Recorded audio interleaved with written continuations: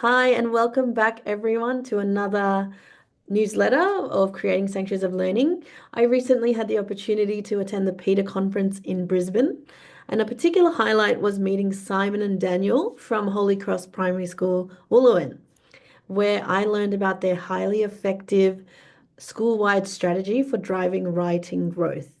And their NAPLAN results really do show that growth. Their success story, which centers on the intentional use of quality mentor text, was truly inspiring, which is why I've asked them to come and share their story with you today. So, firstly, I'd like to introduce Simon Mahaffey. Give us a wave, Simon.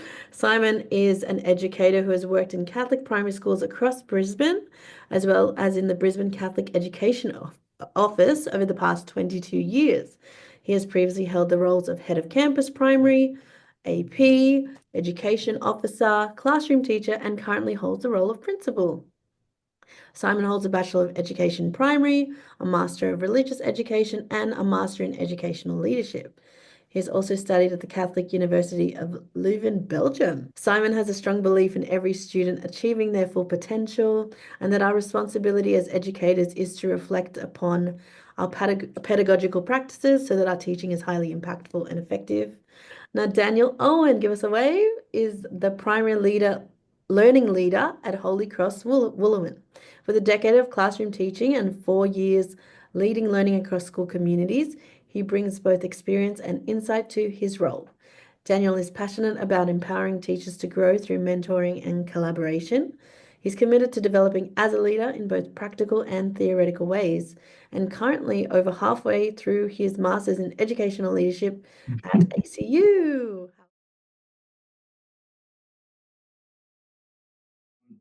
Somewhere where we thought we could really target was our writing because our initial observations were that our students were quite capable writers, but there was just so much more room for improvement. And we just needed that consistency of practice across our staff so that they would drip down into our classrooms and improve our students' writing. So I guess we saw an opportunity for growth and also a bit of low-hanging fruit too. Hmm. And I think, like I said before, it comes back to knowing your learners. So we could see, like Dan was saying, that there was that opportunity for growth. Our data, while okay, we wanted consistent practice from year level to year level. So children, as they go through our school, they're not having to relearn all the practices, which enables them to pick the next year level up much faster and then run with it. And so we could just see that as a natural point. And the school had already done some work previously around some spelling and grammar. So how do we best apply that? Well, through our writing. So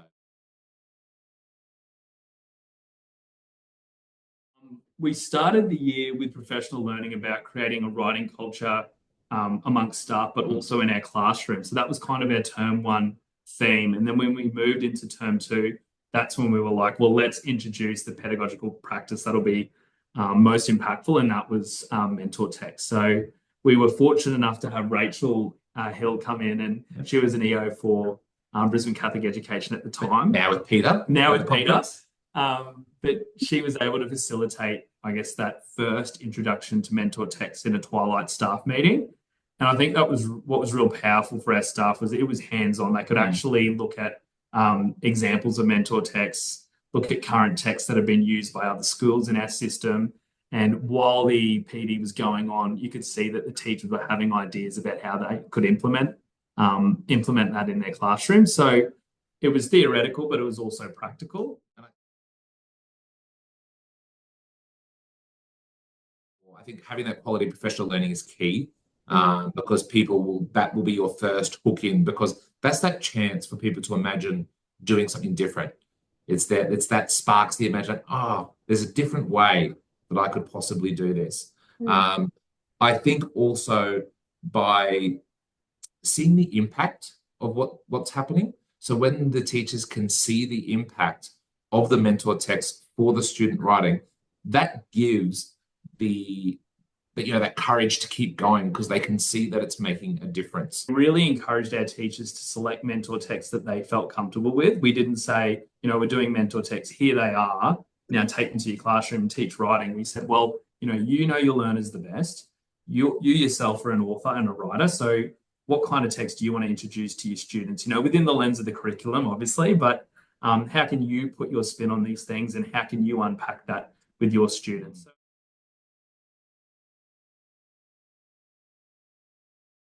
Firstly, was around building trust, especially for us that year, because both Daniel and I were new to the school that year.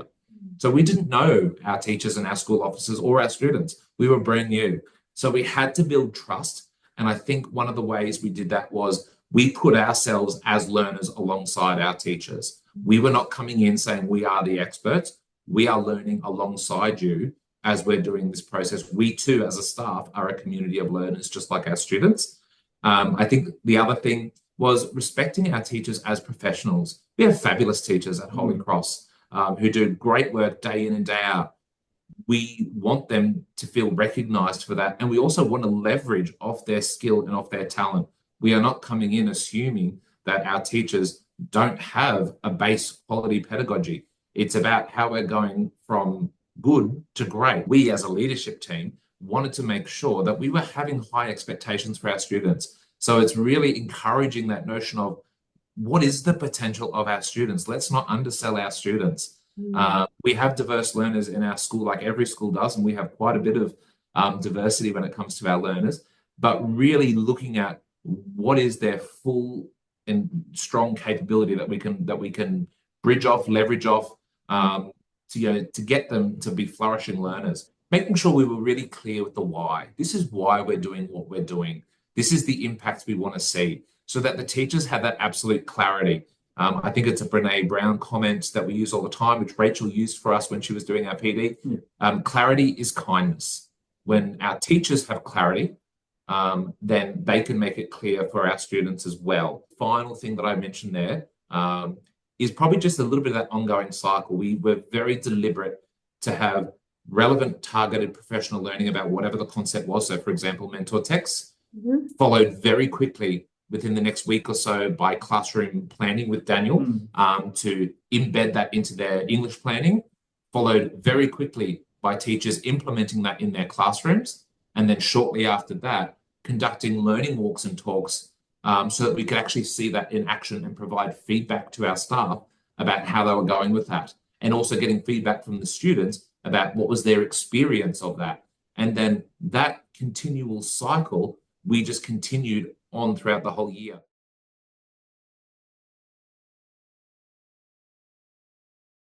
After our professional learning, I sit down with the teachers and we plan our cycles of English, and we just look for those opportunities to implement mentor texts. And I can be, I guess, that second teacher to say, we could do this, or how about we try this, or, this part of the sequence of learning would be a great time to revisit the mentor text and look at this particular part of the success criteria. So at the planning table as well. And I also found some of our staff, they needed a bit of assistance, or they needed to see something firsthand. So on the days that I'm released in the office, I'd be able to come into some classes and model how to actually deconstruct and unpack the mentor text. That was probably one of the aspects that teachers wanted to see or be a part of that co-teaching model around that. But also that teacher as writer, because it's not always the most natural thing to, share and have that meta language in front of students around what you're thinking as an author. Because when you're writing, you're thinking and you're putting pen to paper, but to actually stop and go, oh, I might write this word, or no, I'm going to change it. I'm thinking of a better word. Can someone help me? Those sorts of things. That's actually quite a shift in mindset and in practice, because, that's not a natural thing for us to do. So great to get into classrooms and model the best I could and when I could, but also to be there with the staff, alongside staff, as Simon said, to celebrate the gains.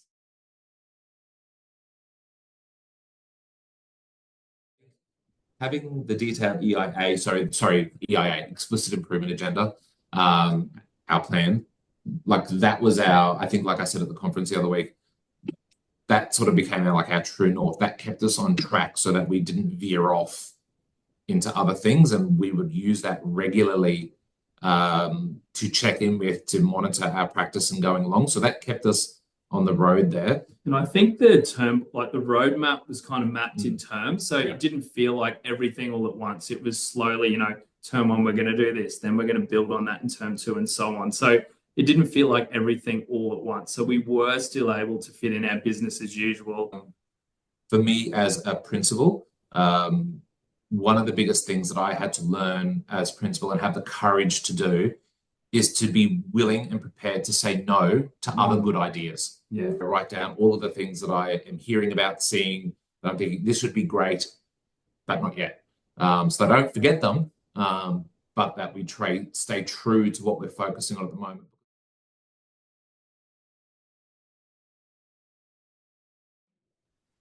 I think the most important thing for us with the mentor text is the authenticity.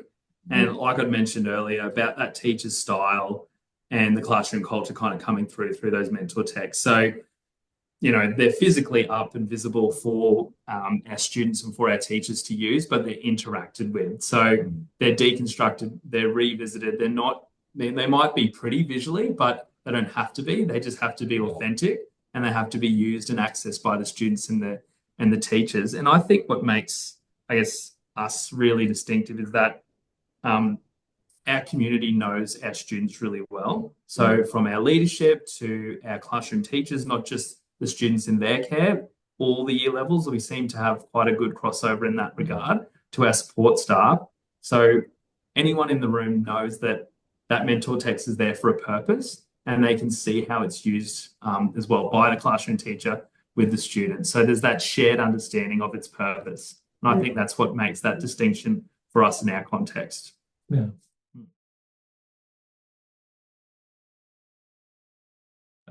We go into classroom on multiple levels. So both just informally, like as I sort of said, that's that everyday sort of, we walk through, we talk to the kids as they're learning, we're seeing what they're doing, we're seeing what's in the room. It's not as an inspection model. It's for us to be present. We know that when teachers are using mentor text, they're not putting it on because the leadership team's coming through, because they have no idea when we might just happen to walk in, because we will just walk in because we're interested in what they're learning and we're interested in the kids and what they're doing.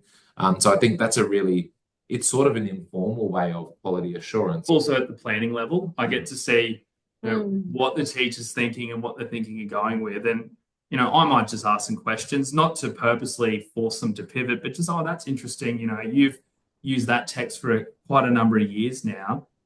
Is there an opportunity to go in a different direction, or maybe go with something that might suit this group in particular who are more interested in this? What do you think? And then they go, oh, that's a good idea, Danny. Do you have anything? And, you know, maybe I do, maybe I don't. And we can look at that together. But I think just asking questions sometimes just to, you know, if you're not asked the question, it's hard for you to think about something different. The other way that we sort of quality assure is actually the students' writing itself. So we do moderation every term, where it's next week, I think, for us, and that's our meeting next week. But our teachers will bring down samples of writing.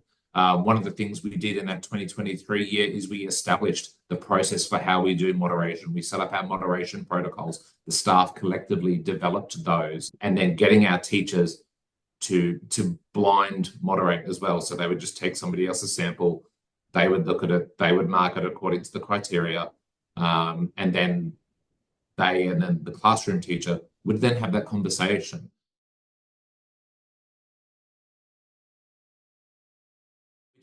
One of the things, for example, is just the quality of student writing across multiple sources. So when we're looking at, like I said, our moderation sessions, what are we seeing in the children's writing? Are we actually seeing development? So we were seeing lots of students who were getting ACTs, who are then pushing into the aboves, or aboves into well aboves, or belows into a writing analysis tool.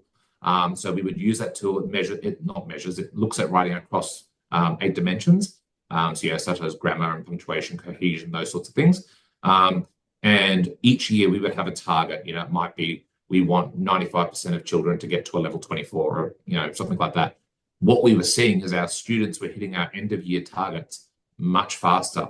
They were hitting end of year targets. Some of them were hitting them in term 1, but the vast majority were hitting our end of year targets by term 2. And then, of course, for years 3 and 5, NAPLAN writing, what we were seeing is a lot of our students that were previously scoring, if you look at the new proficiency strands of needs additional support or developing, they were getting pushed up into strong. We had some students from strong being pushed up into exceeding.